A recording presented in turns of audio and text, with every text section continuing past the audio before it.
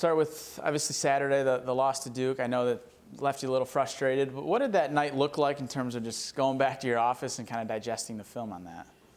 Yeah, I mean, what the day looked like, it was an incredible day, when you think of all the things that went on, the Greg Williams announcement. I mean, it was a special day here, and I've had a few special days in my years here, but not many any more special than that, because the setting, the team you're playing, the fans, the students, it was memory making, as I call it. And then to lose it and not feeling like we played our best bothered me. I think they deserve some credit for that, but we deserve some blame. And I was disappointed in the little things, the free throw cutouts, the missed free throws, a couple of bad shots, the missed layups. Those are things you should be able to control. The missed jump shots, no. But we did do a lot of good things. I mean, that was a good team we played. We did a lot of good things against them, and I think we'll learn now that what we tell our own kids, what we tell our players, the little things matter. Remember that in your job or in mine. All right, well, what were some of the little things that you noticed that were something you made sure to point out to the guys? Yeah, the missed free throw cutouts. We gave up like 3 of them. That's illegal. Missed layups. We had about 5 of them that I think were bona fide layups. Now, a couple of cams are because, poor kid's learning how to play with a half cast on his hand, sort of. But he'll get better as that thing gets better. But, Coop missed one, Cohen missed 1 or 2, Jeremy missed 2. They were late, so different. But those things add up, when it's a 2-point game with a minute 56, or tie game with a minute 56 left, you don't have to do much to win it. And in one stretch, as Cohen said, he missed a couple layups and a 1-and-1 free throw, which is really missing 2 free throws. So that's 6 points, 6 points, and win or lose you a lot of games. What did you think, too, of the way that Jeremy played? I know, obviously, he didn't make his shots, but still had 13 assists and the 1 turnover. Yeah, it's a shame, it's, I was looking at the ticker on TV, and, we've had a hell of a start. We're 8-1. I would have probably taken that every day of the week, and at the beginning of the year, and yet the headlines were we're 0-9 against top 5 teams. Well, Jeremy's in the same boat, he has 13 assists and 1 turnover, but he was 0-10, even though the last 2 were just wasted. And so it makes it look bad. So you have to look at the positive side, and he did a lot of great things for us. Took a couple bad shots that he didn't like now that he looked back on it. So that's one thing we got to correct. I got to do a better job as a coach. We did a poor job with our zone offense, working on it.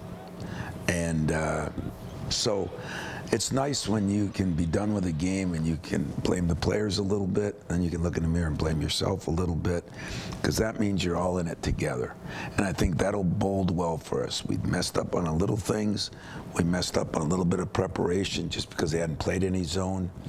I should be good enough by now to realize you better be prepared for everything. So we'll all learn from it. We'll get better. Being 8-1, you mentioned, obviously, it's something that you would have taken when the season started. What is something that has been encouraging and, in a way, maybe even surprising about this, the way the team's been playing so far? Our bigs play has been incredible. I think both those guys have played well. Coop had 16 and 16. It's amazing. Plus, he did a hell of a job on a All-American.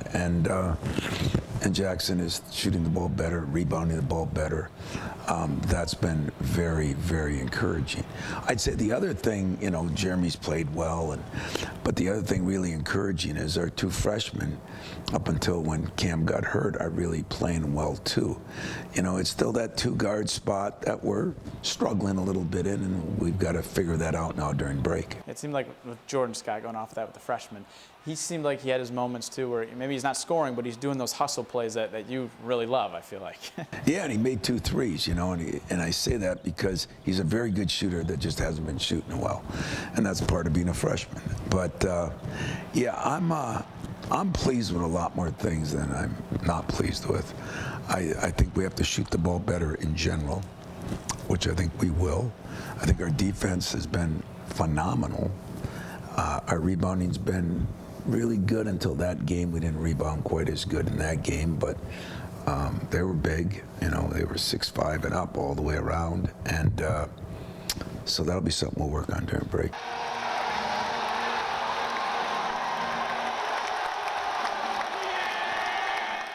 Saturday too, you're going back to the atmosphere and everything, and just really that week itself. I feel like it was a pretty busy week. We'll start with Pat Fitzgerald being the new football coach here. Just what are your initial thoughts on that hiring, and what's the reaction or interaction been like between you two?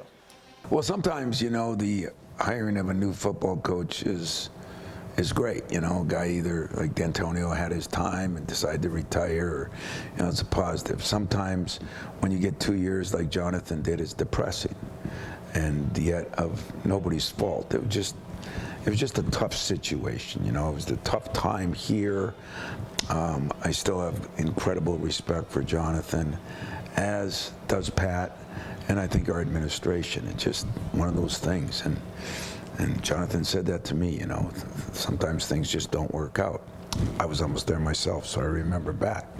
But it was exciting because I think Pat is a guy who knows the Big Ten, who's had success in the league, and has the personality that I think is going to be good for Michigan State football.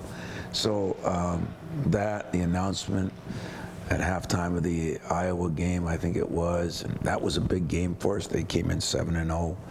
I think everything was good about that. We won a big game, played well, and then the build-up, the Greg Williams announcement, the hockey game Friday night against Michigan, our game against Duke.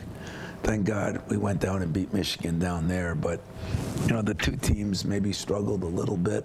I was at part of the hockey game and, of course, our game. But when you talk about a gift that was given like it was $401 million, you don't think of a season or a game. You think of a long time. When you think of the hiring of a football coach, you hopefully are thinking of a long time.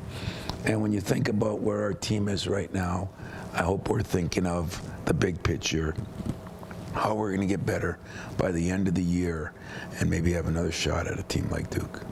It wasn't even 4 or 5 years ago when I first met him. And I don't write up a lot of speeches, but I was nervous on this one, so I wrote down some things that I thought were important. The story is, I'm riding home from work one day, and I look at Walnut Hills, which used to be the golf course that I golfed on, and the grass had grown about this high and over that time. And I looked out there and I saw somebody driving a tractor. And I got home and I said to my wife, "What's going on over at Walnut Hills?" Because sometimes I'm in the fog in my job. Sometimes I'm in the fog in life too. But she says, "Well, I don't know." I said, "Well, we got to find out, what's going on over there. Somebody's mowing the lawn, but the lawn is a little higher than normal." And so I learned what a brush hog was. What was really amazing to me is the person driving this brush hog, which those of you that aren't from the UP or Langsburg probably wouldn't know what the hell that is, but was a woman. The story of you meeting Greg and Don Williams was pretty incredible. What was it about them that just stood out that you really wanted to get to know them a lot more? Well, it started out, I thought she was weird. I said, how can a lady be out there mowing a lawn on a golf course when the grass was that high? I said, there's something wrong with her, And boy, did I learn the opposite quickly, and it was so impressive because she didn't need to be doing that. I mean, I'm embarrassed to say I hired someone to mow my lawn, more because of time than anything else, but she could have done that too, and she was out there working at it. I respected that. I was impressed by that.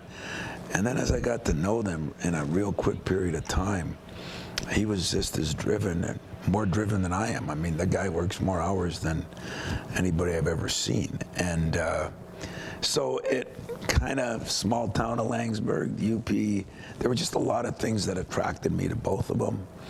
And I'm just fortunate that they felt the same way. And it created a little bond that turned into a relationship, which I'm all about, over this transaction stuff we're doing. So it was a good deal. I know that they had told you in the shed with all the lawnmowers about the $10 million donation. Where were you, or how did you find out about the $401 million they were given? Well, the good thing is that there is a total friendship now with us. And so, he had talked to me about some things he was looking into doing. And so I've known for a little while that it was on the table when him and Jay and our president got together and it started moving forward. Then I was in one meeting with them and it was moving forward more. It was pretty exciting, I mean, it's a game changer. And not for just athletics, I think for our entire university, for all of our alums. And I think that what's going to be interesting now to see is, do people join in? And, and I think that would be the cool part now. And we try to take this to a special spot, both financially, both in wins and losses, both academically. We try to put the whole thing together and make Michigan State something to be reckoned with in all areas.